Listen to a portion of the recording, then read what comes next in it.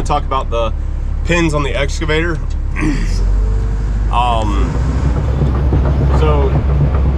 I think a couple videos ago, guys, somebody made a comment about my pins on my excavator.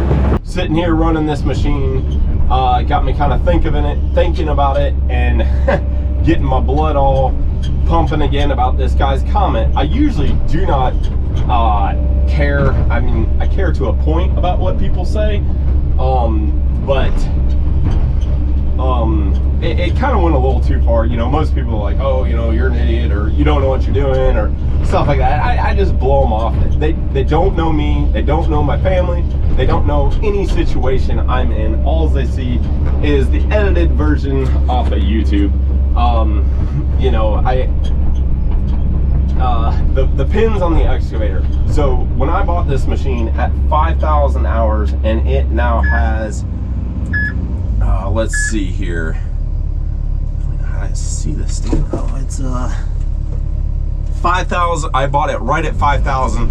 I've put about right around 400 hours on this machine. When I bought this machine, it had brand new pins and it was line board. I grease this thing probably, I wouldn't say every day that I use it, but every other day. This machine has 5,400 hours on it now. Yes, it could be a little bit tighter and stuff like that. The bucket, probably the same age. The thumb, probably the same age as the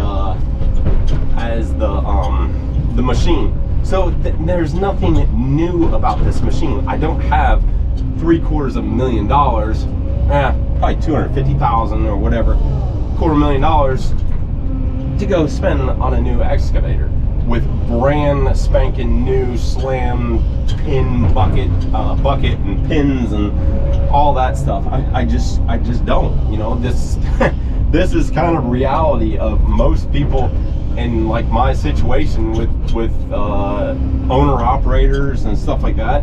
You know, we don't have hundreds of thousands of dollars of budget for pins a year, and you know, we do what we can. But the guy that made all these comments, the thing that kind of bugged me about it, yes, you know, he can gripe and complain. You know, I'm sorry. I mean, it is what it is. I am not doing YouTube to fulfill everybody's. I'm not here for to keep everybody happy. I'm doing this because this is what I want to do. If you don't want to watch it, then don't watch it. Unsubscribe if you really want to. If the guy was saying how my channel will stay stagnant, and how I'm not listening to him, and it's just a bunch of rude, I think inappropriate things that he does not know me from Adam. He doesn't know my situation, where I'm at in life, in family life, in business. He doesn't know any of that. So for him to come on and say, you know, he was like, you know, I used to have an actual shop, and now that I'm at a gravel parking lot. That's none of his business where I'm at. What does it matter where I'm at as far as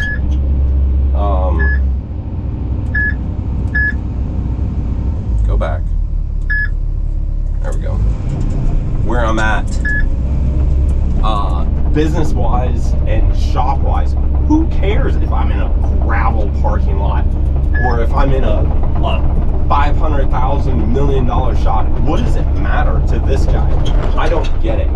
You know, the guys, you know, with them leaving and pursuing other options, I wanted them to be happy, and that was the biggest thing I told them.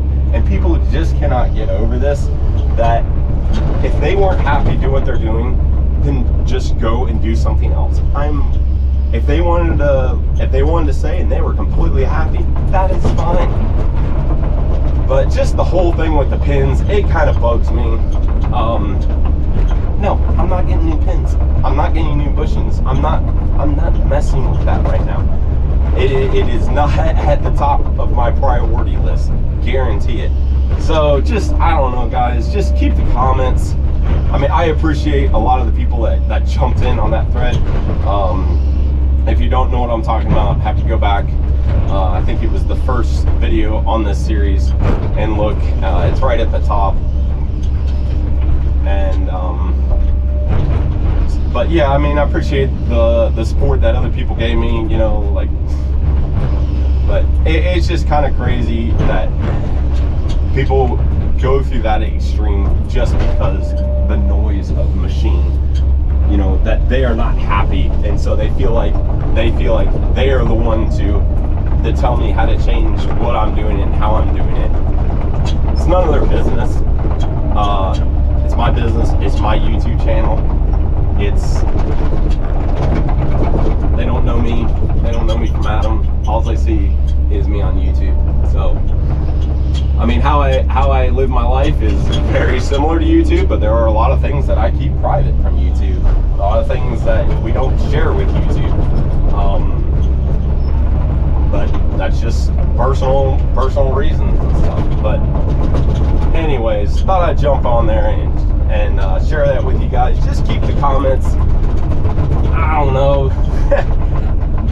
I don't know. I want to say what you want to say, but at the same time, then I'll get more people. Oh, just fix your car, you know, fix your pins. You know, that's $5,000-$6,000. We're in the middle, coming up on winter time, and honestly, that's it's not at the top of my priority list. Is to put a new pin and bushings in there just because somebody says it's too loud for them. So whatever, guys. I hope you guys see where I'm coming from. I'm not mad, I'm not upset. You gotta have thick skin to do YouTube, that's for sure. But that one did kind of rile me up a little bit. But even like my E45, people are like, oh, that thing is so slap wore out. You guys get spoiled on YouTube seeing all these fancy YouTubers and their brand new machines with hardly any hours and super tight machines. Real world is there's not a lot of machines out there. Yes, there is, but you know, most of your owner operators are running not slap wore out, but they got noise, they got play, they got slap. But you know what? At the end of the day, they get the job done and they dig just the same.